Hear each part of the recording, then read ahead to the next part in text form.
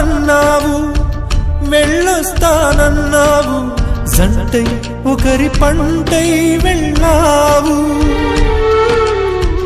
కరుణిస్తానన్నావు, వరమిస్తానన్నావు, కరువై మెడకూరివైపోయావు.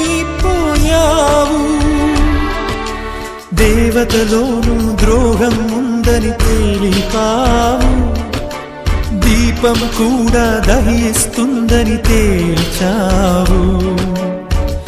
ఎవరిని నమ్మాలి నన్ను తప్ప, ఎవరిని నిందించాలి నిన్ను తప్ప.